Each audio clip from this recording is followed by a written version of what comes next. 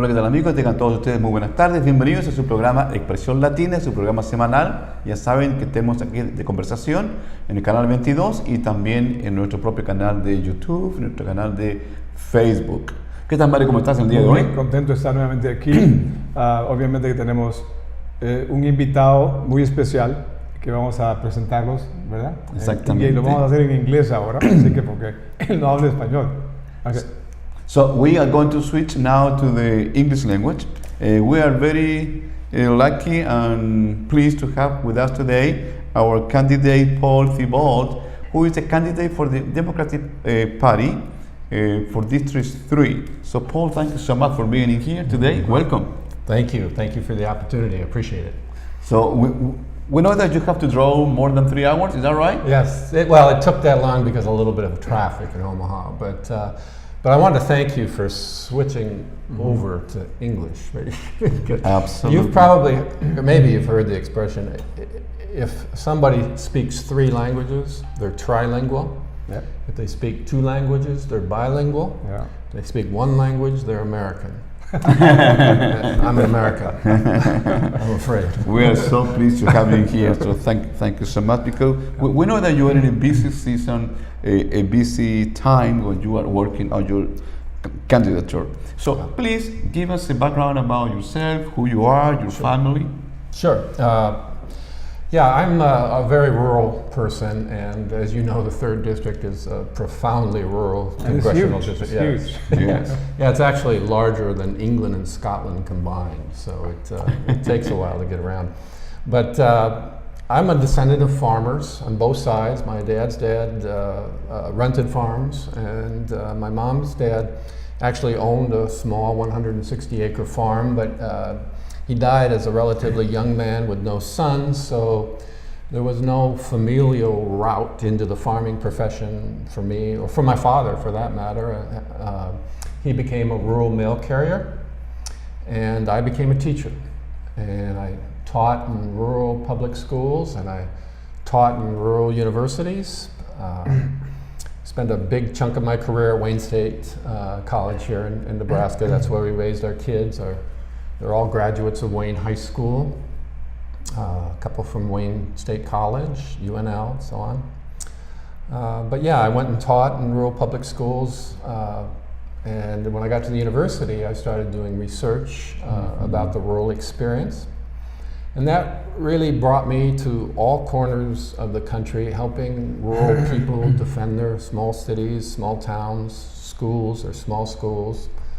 And as the summer wore on, and a few people prompted me to look into this race, and summer turned into fall, my wife and I were talking, we decided that's what the 3rd District needs, somebody who's willing to protect and serve small cities, small towns, ranchers, farmers. So that's why I decided to run. Excellent. Very good. Mario. Very good. I mean, I believe you were also a dean of the school, right? So yes. Could you tell us something about that? Well, after I left teaching in the public schools, I went into preparing teachers for their careers. And then, you know, as things sometimes go, you get an opportunity to move in a certain direction, and I moved into administration. Became a dean of the School of Education. Wayne State College is a fabulous little college. I don't know if you guys have been to Wayne or not. I heard about it. I have been in Wayne. Yes, yeah, a beautiful little place. Great place to raise kids as well. I became the dean of the School of Education there, and did my best to keep the tradition of excellent teacher preparation going. Excellent. Yeah. Excellent. I have a question for you. Very What makes you think that you can actually run for office and do a good job? Is it any experience that you have, or what would help? Yeah. Right, and it is a good question, and my response to that is that I'm a citizen politician, Okay. and I like that. what a problem we have too much of is career politicians. And so I think that the experience question actually works in my favor, because if you look at the approval ratings of Congress I mean, It's plummeting. Sad. single digits. It is sad. Yes. Yeah, so I think we need new blood in Congress. We need it desperately. And so I think that works actually in my favor. Excellent. Well, one of the issues that people have with politicians, well, what we call career politicians, is that being a public servant, it shouldn't be a career. Yeah. That is not forever. A public servant is someone who wants to run because there are some issues that they feel that they can do something about it. But when you take that into a career, then you change the whole idea of being a public servant. That's right. I think I agree with you. The career politician gets to know lots of people, lots of money left and right. Then you start using the corporation's money and so on. It's lobbyists. I think there's what 25,000 or more lobbyists in Washington. So that it's time. Once you start getting into that situation, it's time for you to just let's go home or retire. And you need to give new blood, new chances to other people to do that. Yeah. It seems like you are in the right side of history, because right now the sense in the American people is that we want new people in there. Right. We want people who came from the community, like yourself, we think that, okay, there are so many issues that I can do something about it. So I believe that this is the time when you have very good chance because of that sense in the public. Now, we don't have too much time for this segment, so we are going to close this part, and then we're going to go into the second segment when we're going to talk about some other issues, the education, healthcare, and some other. Okay, so please don't go away. Bien amigos, estamos entonces en la segunda parte de nuestro programa del día de hoy con el candidato Paul Theobald, who está con nosotros. Paul is a candidate for the Democratic Party in the District 3. So we are having this very interesting conversation. Now, Paul, there is the people sense that we are living the days of the tribal politics, meaning wherever it comes from up to down, we are going to do it. But that doesn't work when people have their own local issues. What are your thoughts on that? Well, I'll be a little bit more pointed in my analysis of the situation, and I think to do that, I'd like to brief quote a very famous Supreme Court justice in the United States, Louis Brandeis. He said, "We can have democracy, or we can have wealth concentrated at the top, but we can't have both." And that, if we think about the primaries here, at least for the congressional districts, I think what we saw are 3 citizen politicians stepping up to say enough is enough. We're going to work on behalf of people, our constituents, because everybody deserves a voice in the decisions that affect their lives. Mm-hmm. And right now, the only voice are the lobbyists in Congress. In fact, I'll tell you just a quick little story. I was talking to my wife, and I told her, I've got to start getting serious about planning this move to Washington. And she said, "Well, aren't you getting ahead of yourself a little bit here?" I said, okay, I get it. In theory, I could lose. Mm-hmm. But even if I do, I'm interested, I might want to move to Washington and take on a new line of work and become a line stander. You guys have probably never aspired to be line standers. But let me tell you what a line stander is. Congressional committee meetings are open to the public, but there's very limited seating. Right. So if you want to attend, you've got to stand in line. Okay. Well, the lobbyists love to go to these meetings because they get to, at breaks and whatnot, they get to chit chat and do their lobbyist thing. But they don't want to stand in line for hours. And this gave rise to a new little corporation called linestander.org or linestander.com or something like that. So lobbyists pay $50, $60, $75 an hour to have somebody stand in line for 8 hours. Mm-hmm. And that, it's just a simple little example of how wealth drowns out the voice of ordinary people. It's like getting a ticket for a football game. Yeah. Right? That's so right. Somebody stands in line, and somebody, so you can get a ticket for somebody else. That's right. Hey, that's interesting. Well, but suddenly it is a reality. It is a reality. We know how, in some way, the lobbyists, the big corporations, have stolen from the American people the voice of the people. That's right. Let's put one simple case: NRA.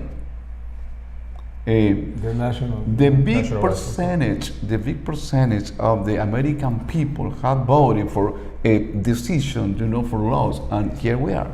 Yes.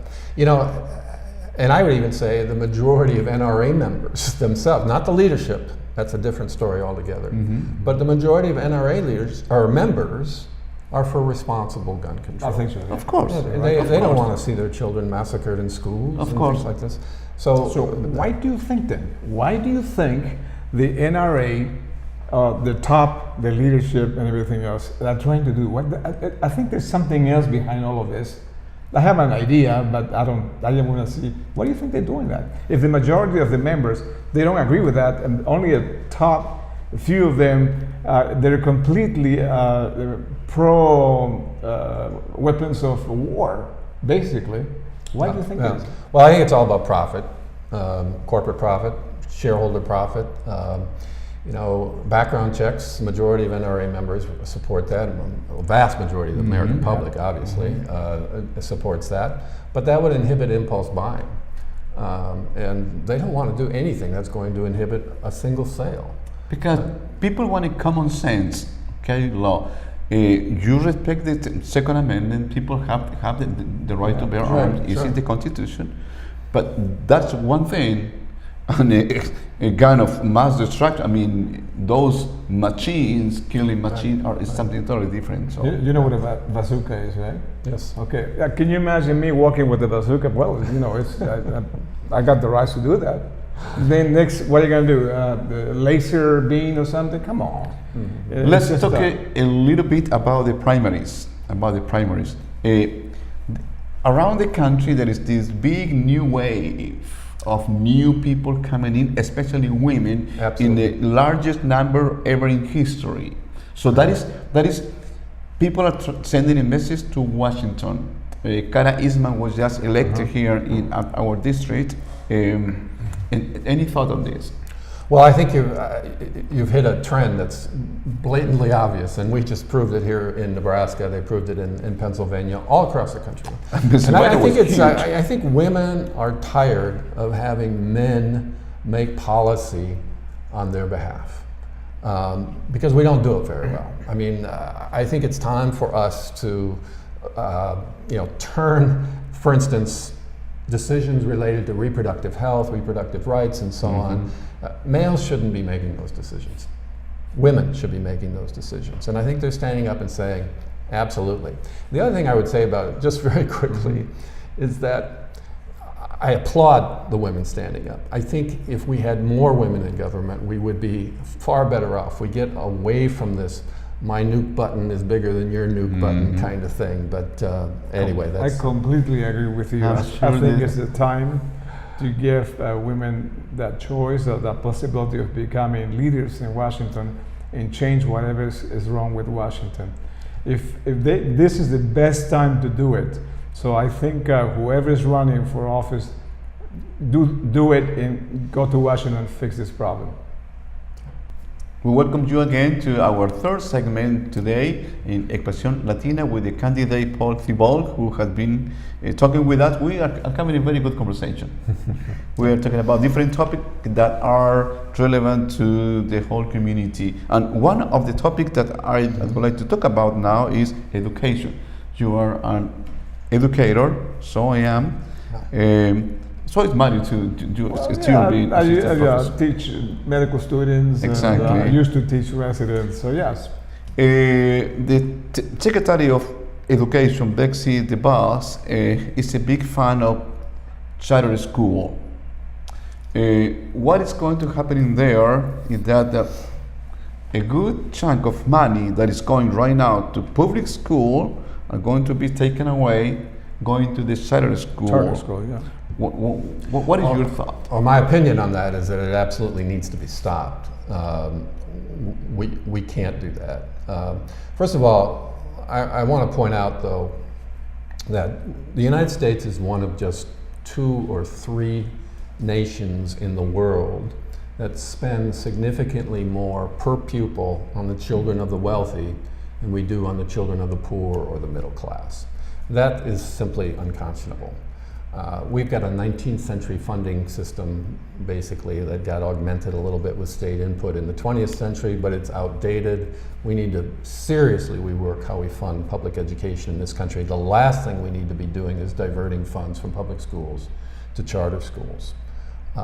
It's just, you know, Nebraska's public school founders claim that we could make every single Nebraska school the equivalent of the wealthy academies out east. And they were committed to doing that. I love that. They made a commitment to put a school within walking distance of every kid in the state of Nebraska. I mean, the commitment to public education was fiercely strong. And now it's like, oh, we don't need to worry about fixing public schools. We'll just set up some charter schools for a few kids to go to over here. I mean, it and it's makes business, right? Yeah. It's making money. Well, absolutely. I mean, that's the other thing. It's you know, most people believe that this is just an effort to move toward privatizing the whole endeavor. So you end up with winners and losers in terms of quality of education. We already have that to too great a degree. We need to stop. In your page, you express concern about the rural education schools. Oh, sure. Tell us Well, a little bit about that. Absolutely, and you know, for almost a century, we operated under this assumption that if we make schools bigger, we've made them better. So you know, the attempt was to force all these little schools to go together and make a big school. The thought was that it would be better education and it would save money, and to a certain degree, it did save money in the early years, But research has demonstrated that we've gone beyond the point of diminishing returns now with school consolidation. Anything now is going to end up costing more than the status quo. So there's really no financial reason to be consolidating schools. And the other piece of it is that the research also, and this is the thing that's been, I think, most stunning to the education research community, the work that's been done in the last 15 years indicates that we don't improve the quality of education through consolidation either. So there's no good reason to be doing that. And that has led a lot of states, not necessarily at Nebraska, but a lot of states to drop their incentive programs for consolidation or their coercion programs. Some of them are very coercive. And one state decided to declare a moratorium on school consolidation. If it's not saving money and it's not improving educational outcomes, then why are we doing it? I mean, exactly. So going back to the charter schools, I think the Secretary of Education, I believe it's Betsy DeVos, yeah, seems like she's in charge of basically dismantling, maybe the word. Can you understand that word? Yes. Dismantling the public schools. That's the way I feel like that she's trying to do that. Well, her whole career has been about you know, that, and it seems like it. all the rest of the other guys also doing exactly the same thing as President Trump wants them to do: destroy, so we can rebuild our way. By doing that with charter schools, they're going, sooner or later they're going to basically get away with, go away with public schools. That's the way I feel. What do you think about that? Yeah, I mean, her entire career has been about undermining public education, and then to appoint a person like that to head the Department of Education is ridiculous. And I might add that Nebraska's 2 senators had the wherewithal to stop that appointment. And they know very well how much Nebraskans love their public schools, but they weren't willing to step out there and act on behalf of Nebraskans, basically. That's why it's like having a fox and taking care of the chicken cooks. It's just it's amazing.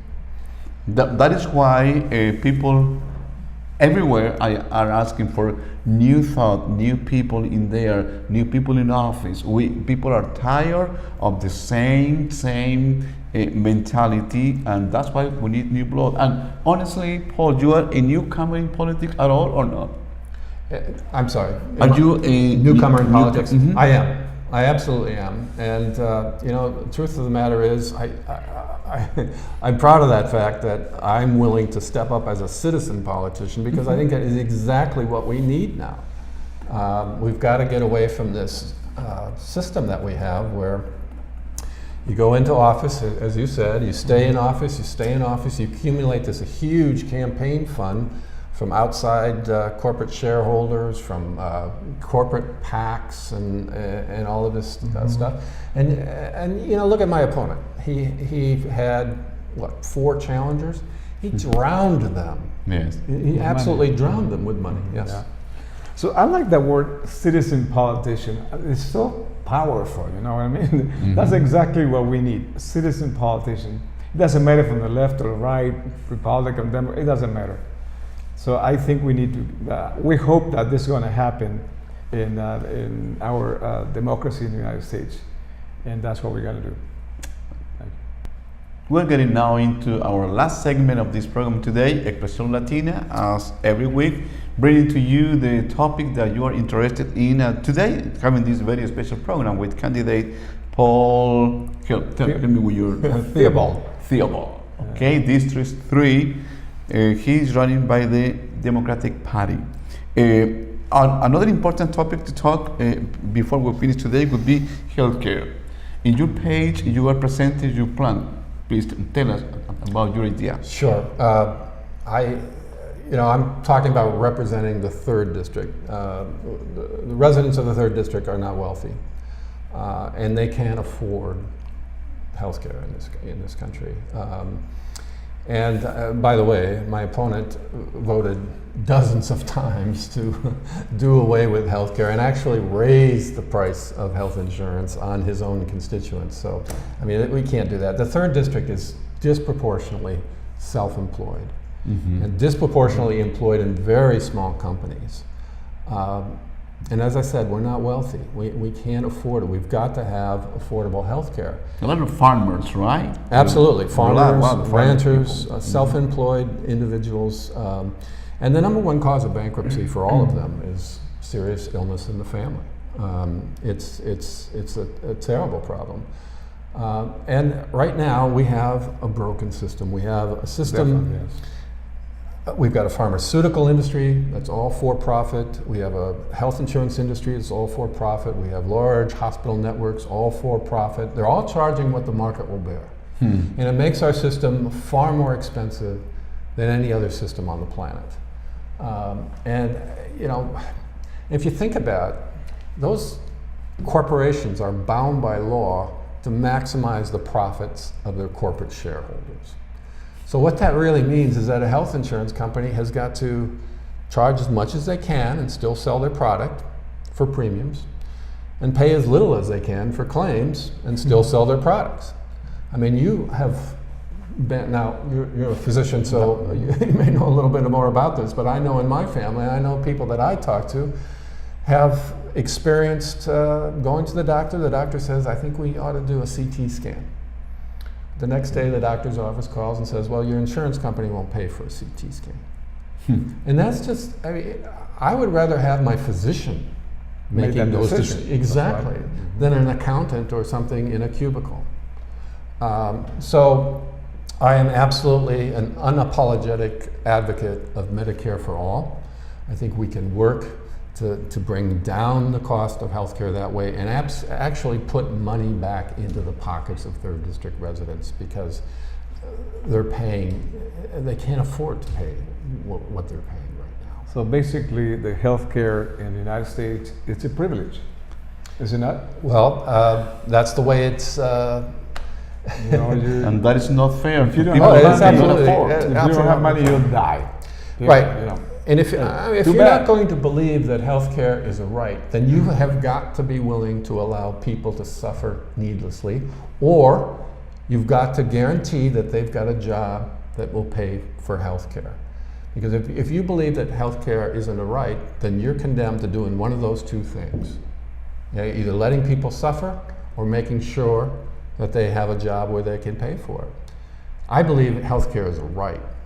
and that means nobody It's should a be need. sleeping. Yeah, Right. it's a You know, need. Right. So It seems like every industrialized country in the world do have a better healthcare than we do. Unfortunately, The but question it's is, the why reality. can we have the true, for most people, healthcare? I just don't understand it. Before we finish, in just 1 minute, you know, this program is oriented to the Latino community. What do you think about the immigration, this broken system? What needs to be Yes. done? Well, and I'll confess right off the bat that I'm certainly no expert in immigration policy, immigration law, but I can tell you that I stand with, 85, 87% of Americans who believe that the idea that we should deport dreamers is ludicrous. And they object to that not only on human terms, but also on economic terms. Of course. I mean, I was told once that deporting all the dreamers would be the very same thing as taking every working adult out of Sarpy and Douglas County and the 6 counties surrounding it and sending them out of the country. I mean, it would be devastating to America's economy. Obviously, I stand with the 87%. Well, I don't understand. If the majority of the people, 87% of the people, want a solution to DACA, why can't Washington do that? Hey, the majority of the people want that. Why can they? Well, that's why we need fix it. a new Congress. I mean, we That's ought why not- we need a change in the Congress. Paul, really now is your time to give your thought and your calling to the community that is out there listening to you. Why people need to vote for Paul Theobald? Yeah. Well, I think I mentioned briefly earlier that in my opponent's tenure in Congress, 90% of the counties in the 3rd District have lost population. We cannot continue. For one reason is that rural people and rural communities are a vibrant source of democracy. They get together, they talk about their circumstances, they work to improve their circumstances. That's the democratic impulse. We need to nurture that. As these communities erode, that goes away. And so it's not just about saving rural communities, it's about saving American democracy too. So I am, in favor of policy that will bring some vitality back to the countryside, bring some vitality back to the small cities and small Jobs. towns. And absolutely.